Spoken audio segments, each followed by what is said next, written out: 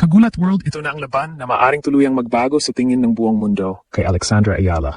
Sa semifinals ng Mubadala DC Open, makaharap ng pambato ng Pilipinas ang isa sa pinakamatagumpay na Asian tennis players sa kasaysayan, ang 4-time Grand Slam champion at dating world number 1 na si Naomi Osaka.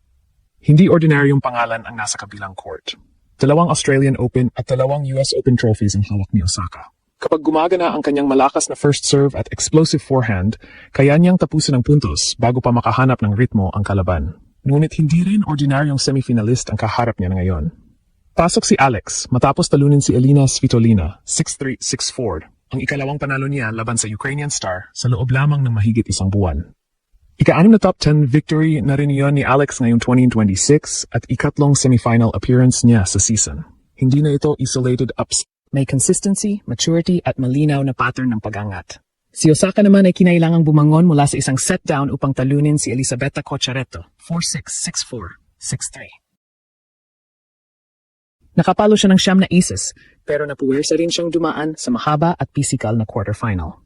Unang professional meeting ito ni na Alex at Naomi, Pilipinas kontra Japan, fearless rising contender kontra proven global champion. At ito ang matapang nating prediksyon. Kapag nasalo ni Alex ang unang bugso ng kapangyarihan ni Osaka, napahaba ang rallies at naatake ang second serve, may tunay siyang pagkakataong burahin ang aura ng 4-time Grand Slam champion at tagawin ang pinakamalaking final berth ng kanyang career.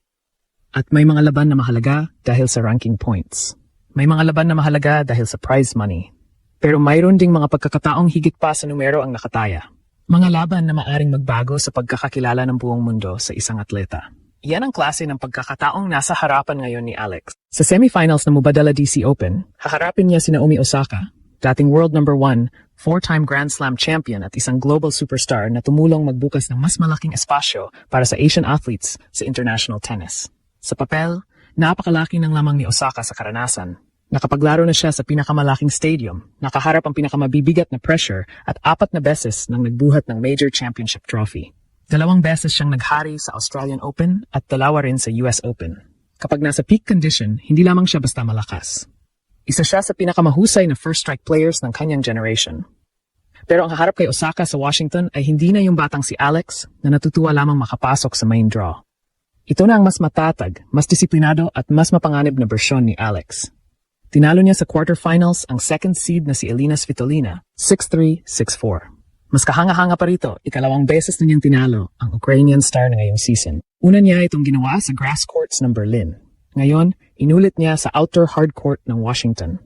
Ang latest victory ay nagdala kay Alex sa kanyang ikatlong semifinal ng 2026 at naging ika-6 niyang panalo laban sa isang top 10 opponent ngayong season.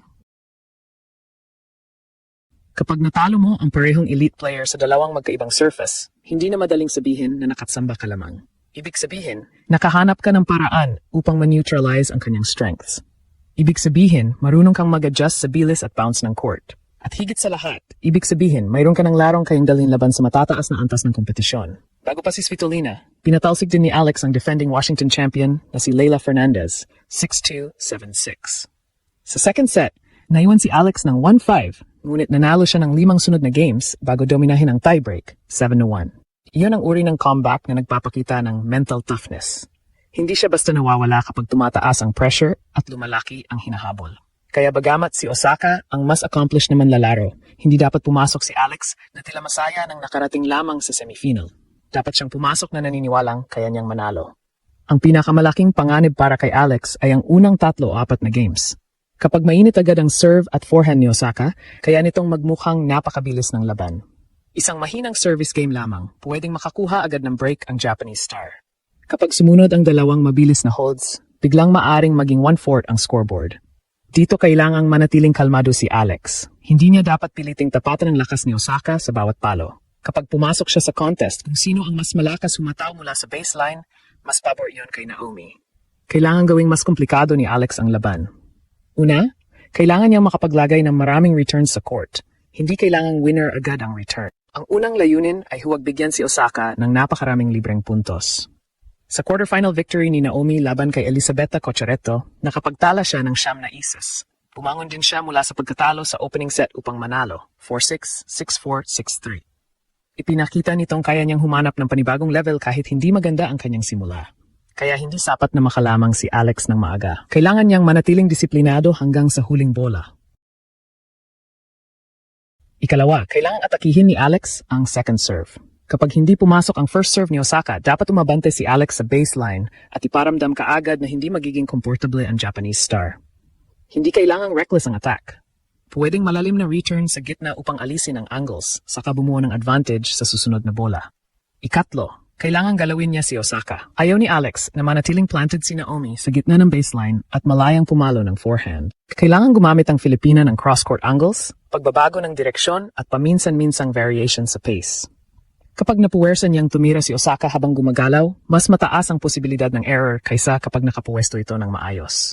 Ikaapat, kailangang maging matapang si Alex sa mahalagang puntos. Hindi na nanalo sa isang 4-time major champion sa pamamagitan lamang ng paghihintay na magkamali ito. Sa breakpoints, tiebreaks at 30-all situations, kailangang ipakita ni Alex na kaya niyang tumira ng may conviction.